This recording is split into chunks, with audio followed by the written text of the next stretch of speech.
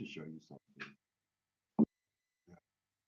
The world lost a very good guy, and no one should be happy about it. Whether some people think uh, he's still alive, maybe, and it's a hoax, I don't think so. Hope you are well, wherever you are in the world. This is Candace Owens, whose best friend was Charlie Kirk. They toured California together, going to all the universities as surrogates for Trump and common sense. And they were accused of being Nazis. And that's what Charlie Kirk did. She knows him best.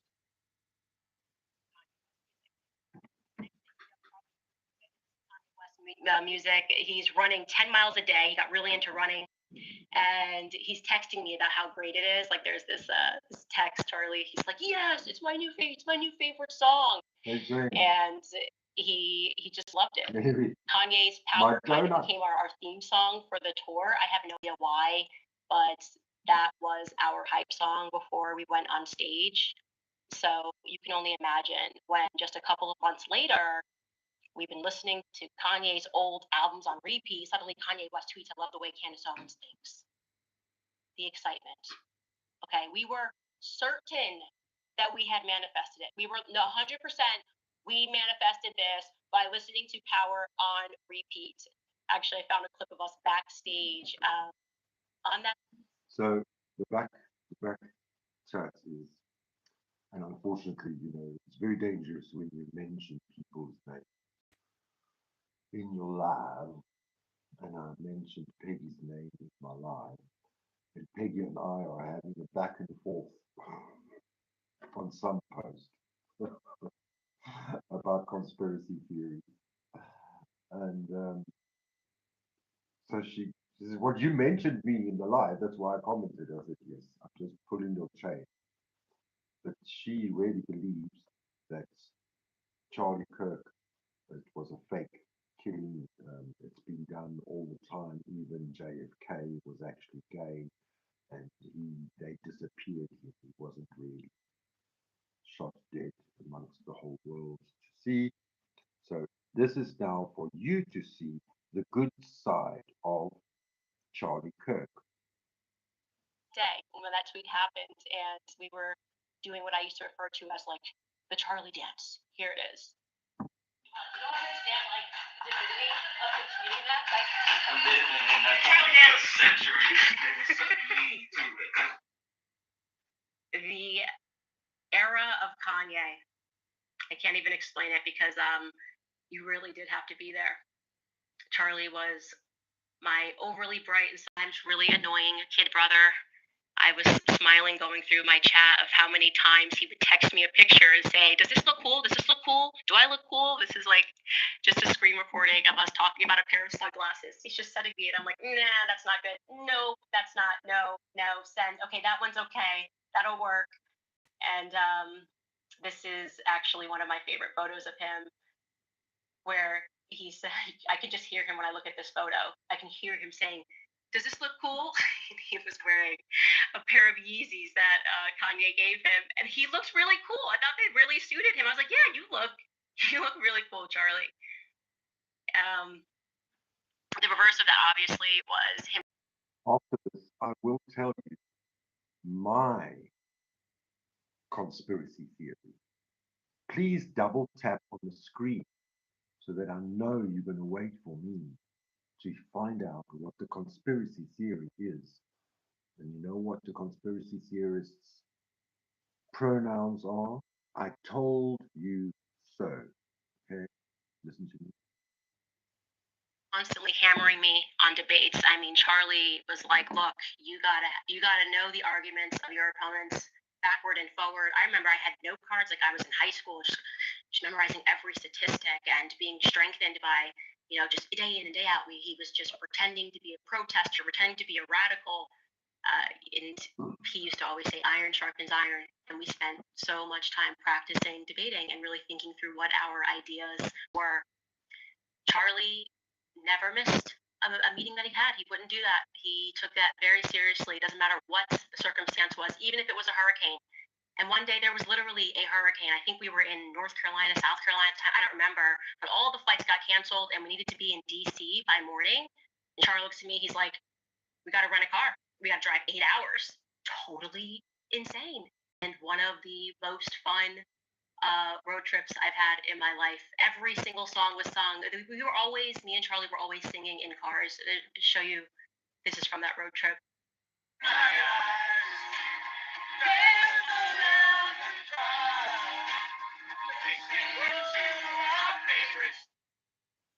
And then, of course, there was always some hip hop mixed in, Ignition remix.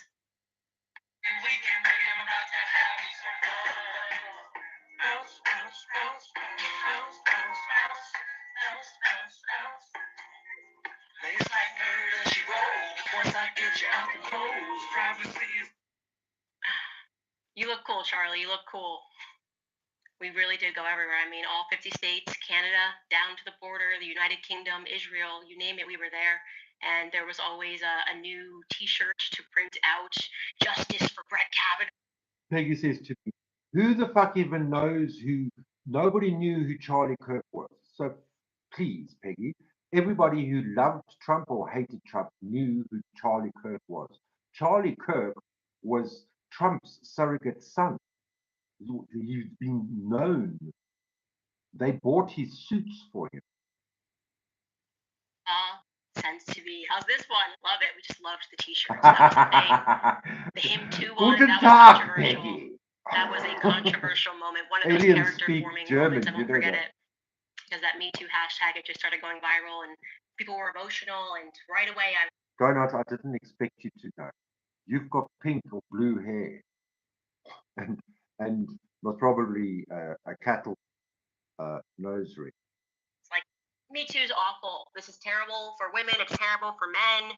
You know, just me being Candace saying the thing, and left and right, people were hammering me. They could. It was like, how dare you say that we need due process? We're talking about rape. And I remember he had young women at Turning Point who were threatening to quit, crying in the office. How could she not support Me Too?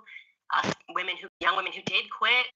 And then we had, at the same time, the YWLS conference. So the reporters who already hated us they just swooped in there and they were like, oh, do you support her statements? And I just remember just being behind Charlie and Andrew Kulva, and he just held the line. He held the line because he agreed with me, and he knew it was going to be a bit of fire. People, you've got to fire her. How could she say this? Well, he God held the line. I've got nothing against it. Yeah, but you know what I mean. It was one of those moments where Charlie, he had good character. But the prep for every one of those events, like even the Him Too event, it was always Kanye. Here it is.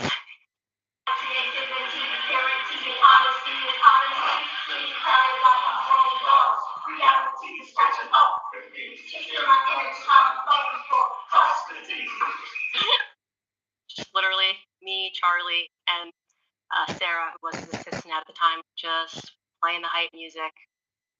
Charlie and I fought a lot of battles together. I mean, of course, who could forget the infamous day that we got chased out of a Philadelphia restaurant by Antifa, and they threw water and they threw an egg on Charlie. We were just amazed at how quickly they had assembled once they found out what restaurant we were at. But I want you to watch him here, like even in this moment of shock and adversity, he finds a reason to smile, and it's incredible.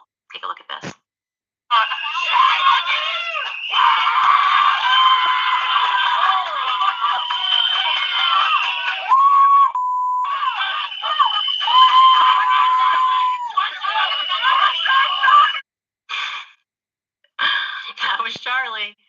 That was Charlie, man. That was always his main thing. Be a happy warrior. And he was a happy warrior.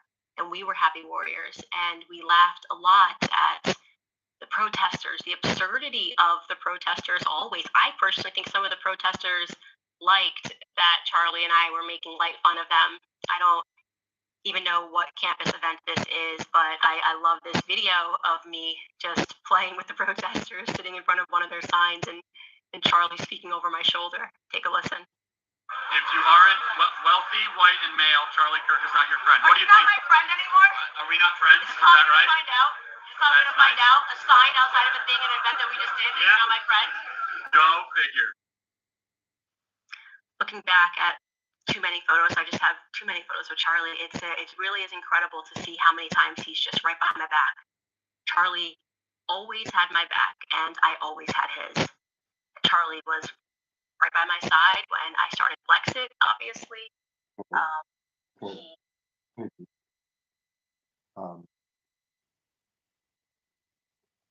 I wonder. Was also there the night. This is my theory, Peggy. I told Peggy already, and she laughed at it. You see, you have to always look at what were the events that followed up to what happened. Yeah? You have to see and find out what happened before. And what happened before was Trump embarrassed that Israel bombed Qatar. And yes, these world leaders, these world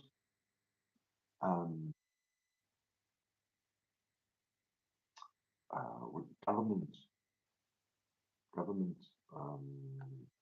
deep state, the world's deep state, control everything. Yeah.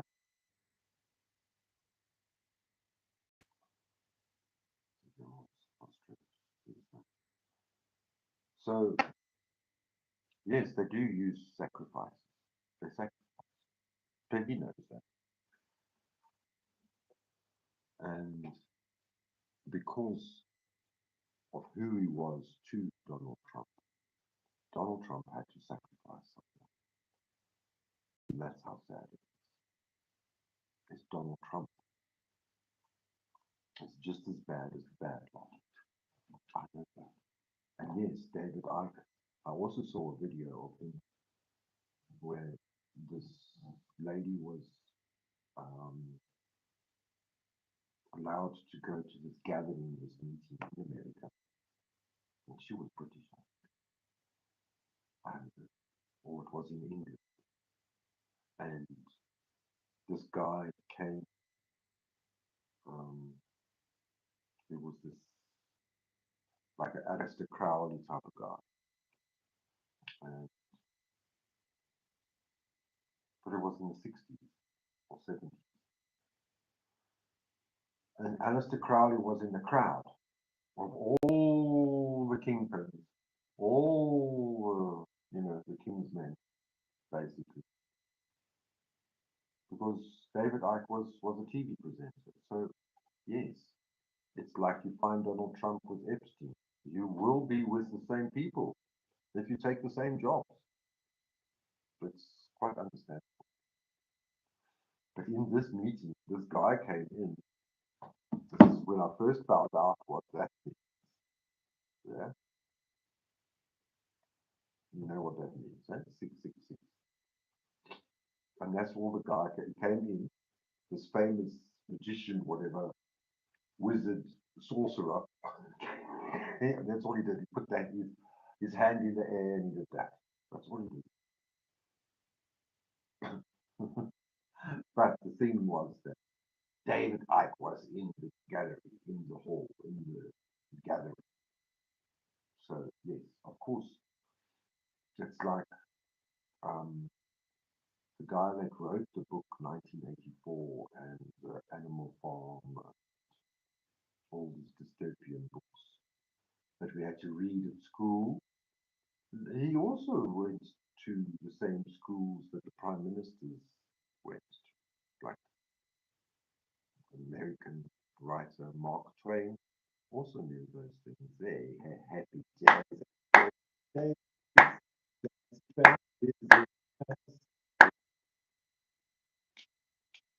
Peggy, if you're still here, the blood didn't look real. Well, I I wouldn't look at things like that, but I've heard it's like, "Blah." It was way too dark, almost burgundy color. Yeah, Peggy, you gave me that link. Well, you told me the. Why don't you tell me that those names? I must that video, that YouTube video. It's obviously an old propaganda lecture. I was just watching it, Fahrenheit 911. That's a movie.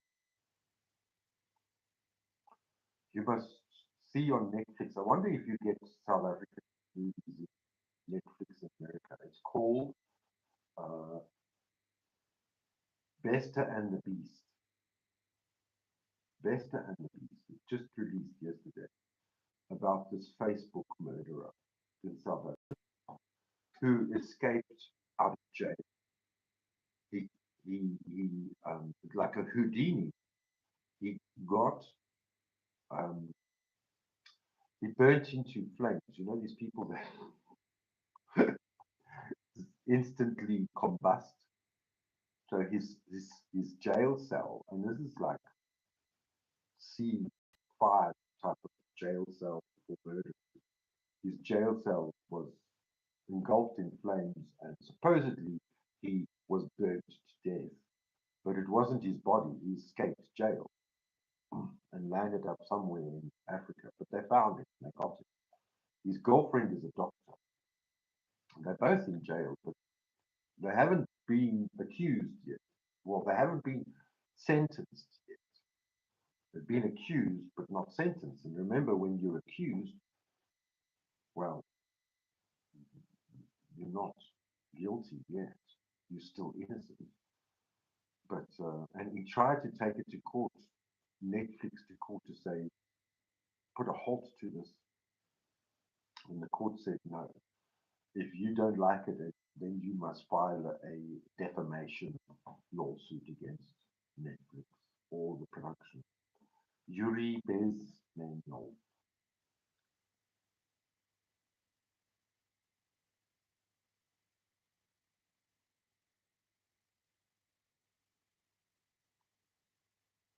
Yuri Bezmenov.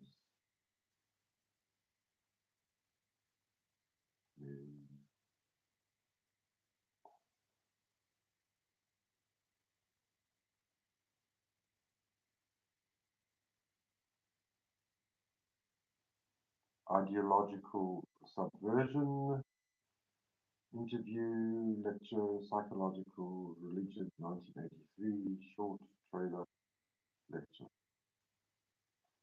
I suppose you could use a lecture.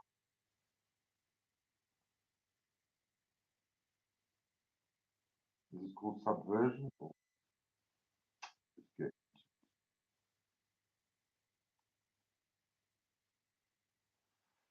Let's get down to business. How to demoralize a nation. There we go. There's a nice start. Well, you spoke several times before about ideological subversion. That is a phrase that I'm afraid some Americans don't fully understand. When the Soviets used the phrase ideological subversion, Antoine van Vuren. ideological subversion is Abend. the Good process evening. Goeienacht. which is Goeieavond. legitimate, Goeienaand. overt, and open. You can see it with your own eyes. All you have to do, all American mass media has to do, is to unplug their bananas from their ears, open up their eyes, and they can see it. There's no mystery. There's nothing to do with espionage. I know that espionage intelligence gathering looks more romantic. It sells more deodorants through the advertising, probably. That's why your Hollywood producers are so crazy about James Bond type of thrillers. But in reality, the main emphasis of the KGB is not in the area of intelligence at all.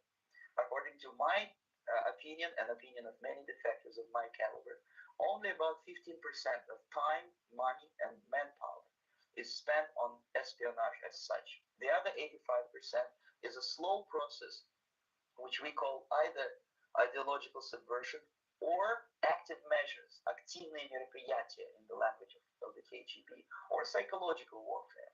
What it basically means is to change the perception of reality of every American to such an extent that despite of the abundance of information, no one is able to come to sensible conclusions in the interests of defending themselves, their families, their community, and their country. It's a great brainwashing process which goes very slow, and it's divided in four basic stages. The first one being demoralization. It takes from 15 to 20 years to demoralize a nation. Why that many years? Because this is the minimum number of years which requires to educate one generation of students in the country of your enemy, exposed to the ideology of the enemy. In other words, Marxism-Leninism ideology is being pumped into the soft heads of at least 3 generations of American students without being challenged or counterbalanced by the basic values of Americanism, American patriotism. The result you can see. Most of the people who graduated in the 60s, dropouts or half-baked intellectuals, are now occupying the positions of power in the government, civil service, business, mass media, educational system. You are stuck with them. You cannot get rid of them. They are contaminated. They are programmed to think and react to certain stimuli in a certain pattern. You cannot change their mind, even if you expose them to authentic information, even if you prove that white is white and black is black. You still cannot change the basic perception and the logic of behavior. In other words, these people, the process of demoralization is complete and irreversible.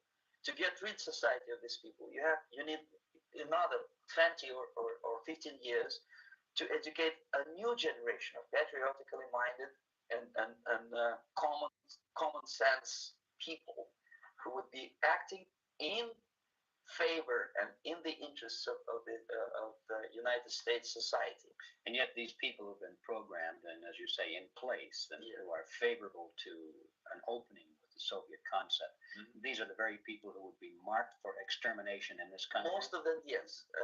Simply because the psychological shock when they will see in future what the beautiful society of equality and social justice means in practice, obviously they will revolt. They will be very unhappy, frustrated people, and the Marxist-Leninist regime does not tolerate these people. They will join the links of dissenters, dissidents. Unlike in present United States, there will be no place for dissent in future Marxist-Leninist America. Here you can get popular like Daniel Ellsberg and filthy rich like Jane Fonda for being dissident, for criticizing your Pentagon. In future, these people will be simply squashed like cockroaches. Yep. Nobody is going to pay them nothing for their beautiful, noble ideas of equality. This they don't understand, and it will be greatest shock for them, of course. The demoralization process in the United States is basically completed already. For the last 25 years, actually it's overfulfilled, because demoralization now reaches such areas where previously not even Comrade Andropov and all his experts would even dream of such a tremendous success. Most of it is done by Americans to Americans, thanks to lack of moral standards. As I mentioned before, exposure to true information does not matter anymore. A person who was demoralized is unable to assess true information. Facts tell nothing to him. Even if I shower him with information, with authentic proof, with documents, with pictures, even if I take him by force to the Soviet Union and show him concentration camp, he will refuse to believe it until he is going to receive a kick in his fat bottom. When a military boat crashes, then he understands, but not before that. That's the tragic of the situation of demoralization. So basically, America is stuck with demoralization, and unless, even if you start right now, here, this minute, you start educating new generation of Americans, it will still take you 15 to 20 years to turn the tide of ideological perception of reality back to normalcy and patriotism. The next stage is destabilization. This time, subverter does not care about your ideas and the patterns of your consumption. Whether you eat junk food and get fat and flabby, it doesn't matter anymore. This time, and it takes only from 2 to 5 years to destabilize a nation. It's what matters is essentials: economy, foreign relations, defense systems. And you can see it quite clearly that in some areas, in such sensitive areas as defense and economy, the influence of Marxist-Leninist ideas in the United States is absolutely fantastic. I could never believe it 14 years ago when I landed in this part of the world that the process will go that fast. The next stage, of course, is crisis. It may take only up to 6 weeks to bring a country to the verge of crisis. You can see it in Central America now. And after crisis, with a violent change of power, structure, and economy, you have so-called the period of normalization. It may last indefinitely. Normalization is a cynical expression borrowed from Soviet propaganda. When the Soviet tanks moved into Czechoslovakia in '68, Comrade Brezhnev said, "Now the situation in brotherly Czechoslovakia is normalized."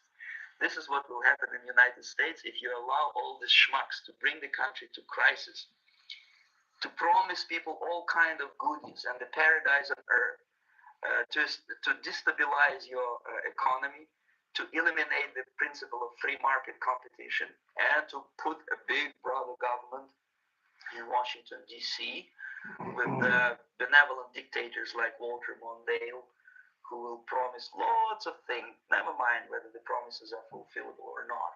He will go to Moscow to kiss the bottoms of new generation of Soviet assassins.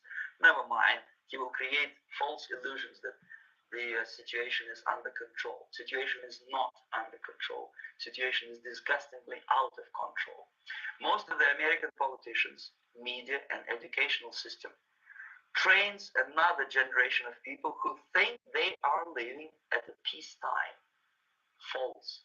United States is in the state of war, undeclared total war against the basic principles and the foundations of this system. And the initiator of this war is not Comrade Andropov, of course. It's the system. However ridiculous it may sound, the world communist system or the world communist conspiracy, whether I scare some people or not, I don't give a hoot. If you are not scared by now, nothing can scare you. But you don't have to be paranoid about it.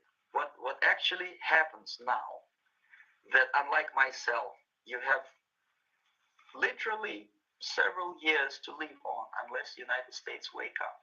The time bomb is ticking, but every second the disaster is coming closer and closer. Unlike myself, you will have nowhere to defect to, unless you want to live in Antarctica with penguins.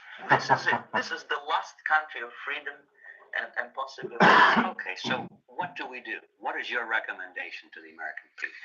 Well, the immediate thing that comes to my mind is, of course, there must be a very strong national effort to educate people in the spirit of real patriotism, number one. Number two, to explain them the real danger of socialist, communist, whatever, welfare state, big brother government.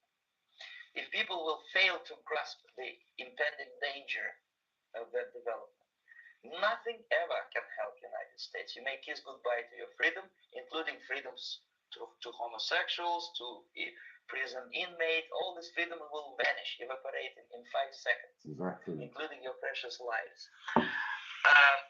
The second thing, the moment at least part of the United States population is convinced that the danger is real, they have to force their government. And I'm not talking about sending letters, signing petitions, and all this beautiful, noble activity. I'm talking about forcing United States government to stop aiding communism.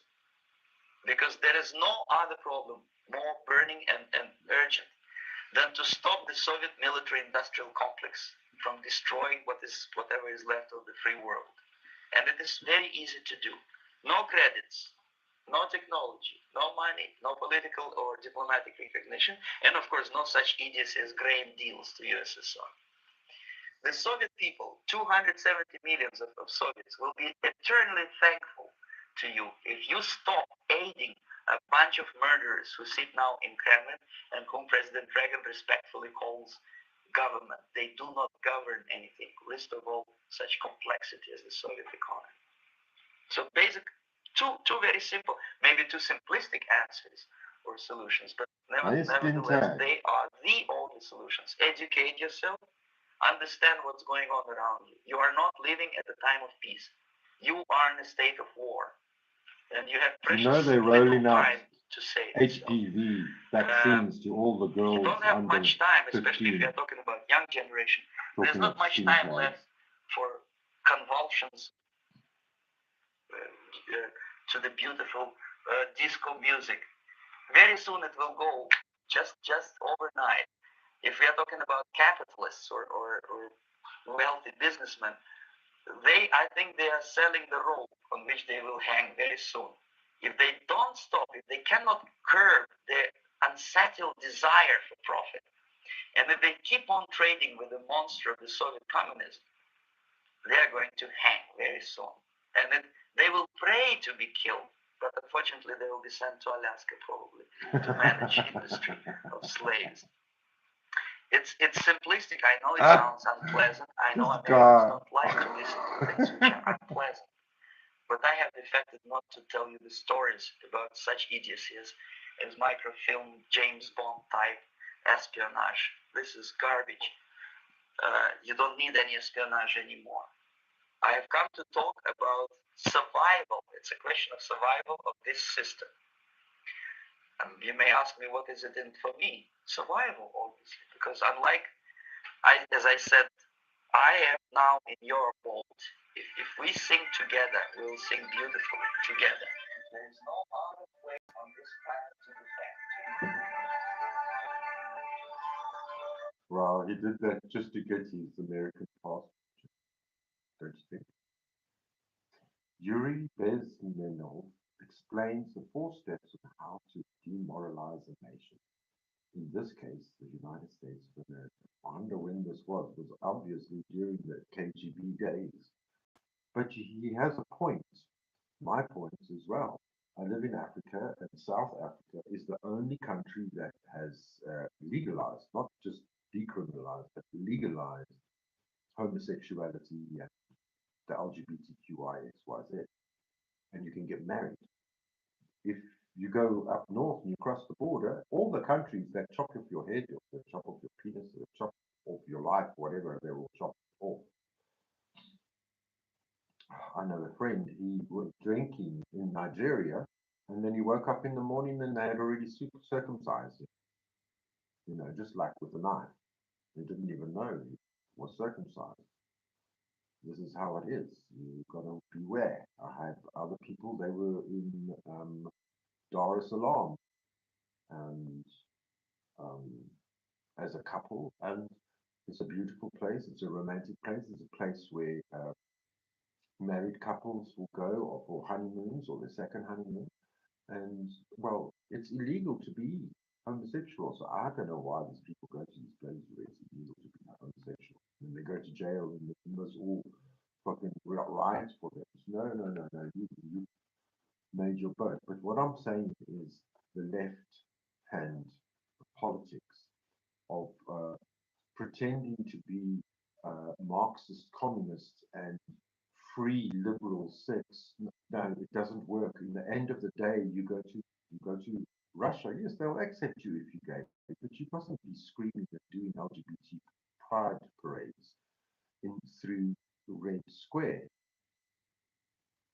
You can be whatever you want to be, but you have to be Russian first. There are many gays in Russia, and there are gay bars. Well, not gay bars, but men's only bars. You know what they get up to with men's only bars in Moscow. So, but it's not gay.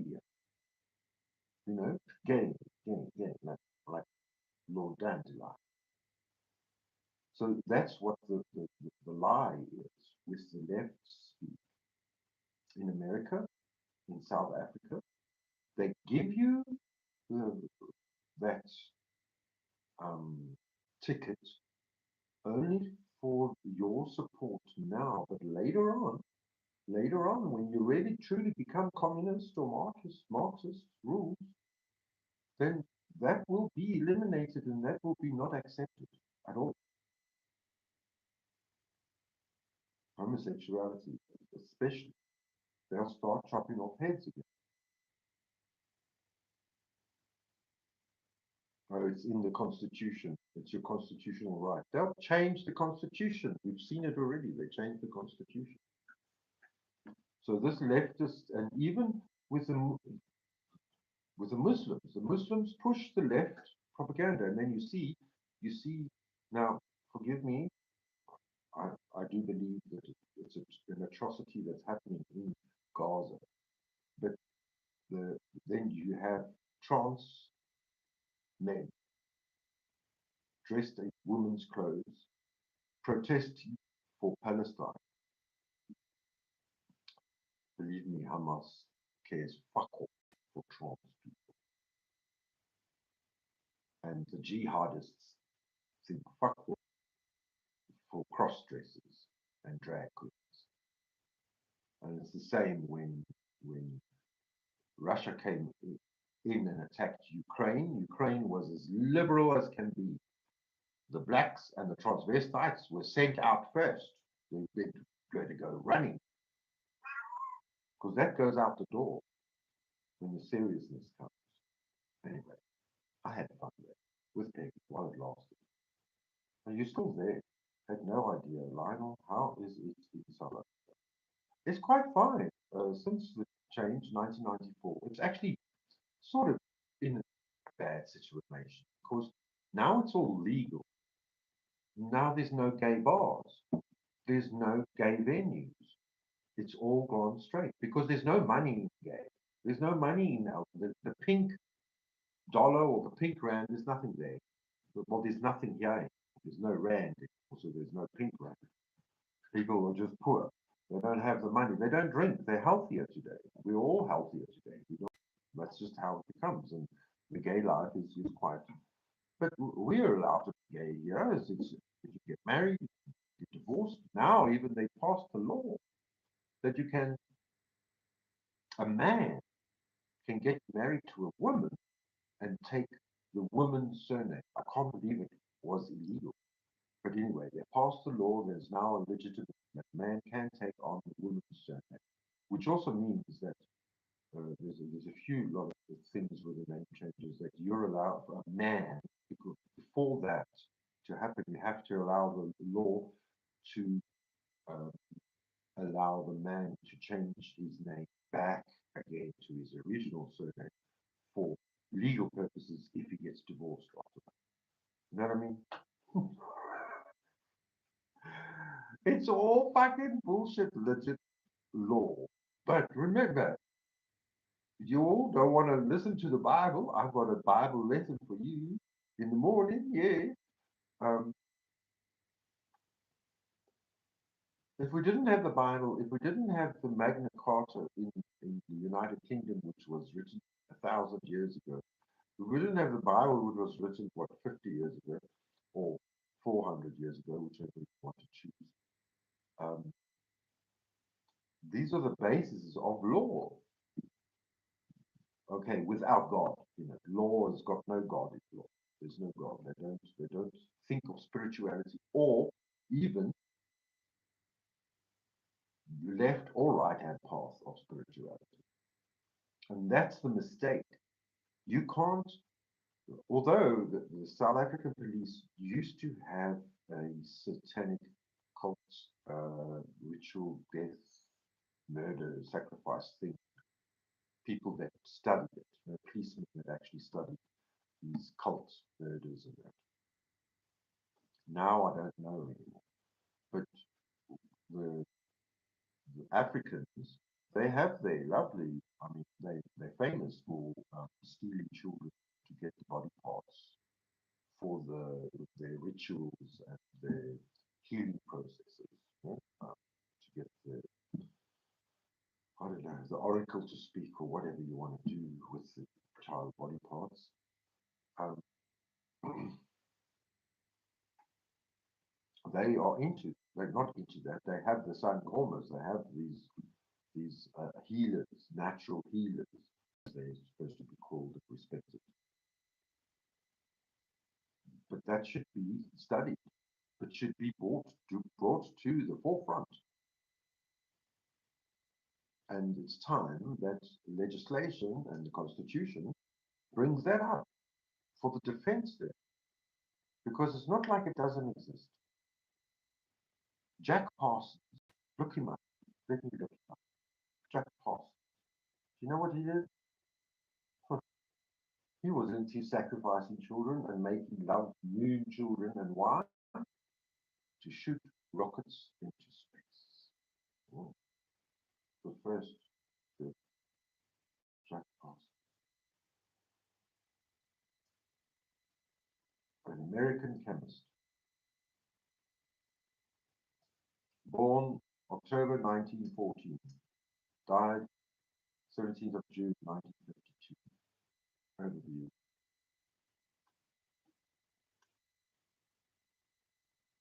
Born Marvel Whiteside Parsons. Jack Whiteside Parsons was an American rocket engineer, a chemist, a Thelemite, a cultist. Parsons was one of the principal founders of the Jet Propulsion Laboratory, JPL, and Aerojet. He invented the first rocket engine to use a castable composite rocket propellant and pioneered the advancement of both liquid fuel and solid fuel rockets. Handsome guy.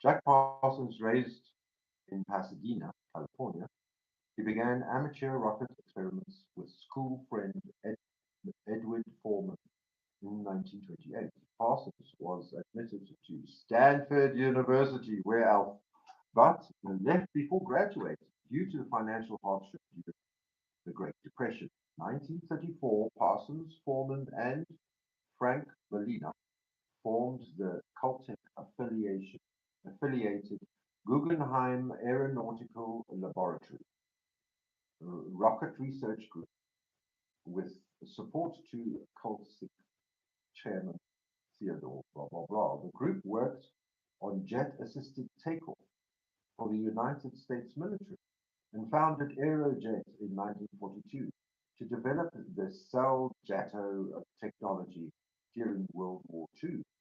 The Gulfsick Rocket Research Group became JPL in 1940. In 1939, Parsons converted to Thelema. Thelema is, of course, the church of Aleister Crowley. Yeah? Aleister Crowley formed Thelema, a religious movement founded by the English occultist Aleister Crowley. Parsons and his first wife, Helen Northrup, joined Crowley's Ordo Templi Orientis, OTO. He became the California OTO branch leader in 1942.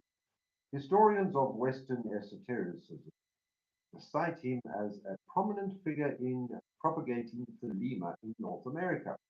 Parsons was dismissed from JPL and Aerojet in 1944 due to his involvement with OTO and his hazardous laboratory practices.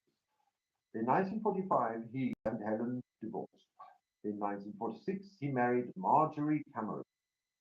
Shortly afterwards, L. Ron Hubbard, you know who he is? He's not in my cupboard. He is the starter of the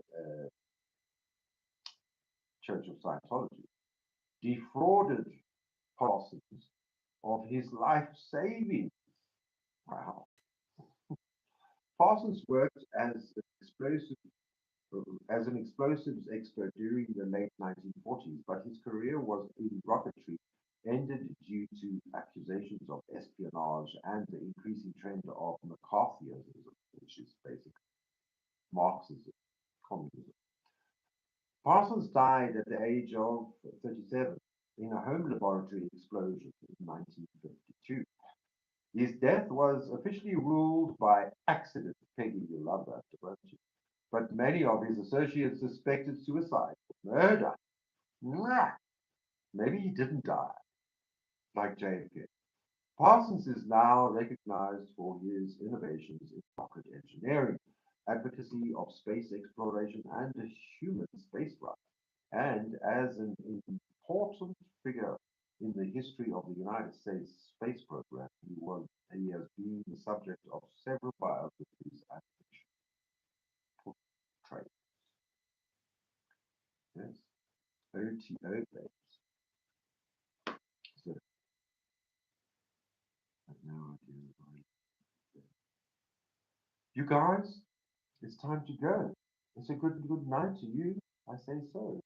I hope you go well. Go well, go Shell. Very good. Shell left the country. Do you know? Shell left the country. Goodyear left the country. We lost all the jobs. It's a sad situation.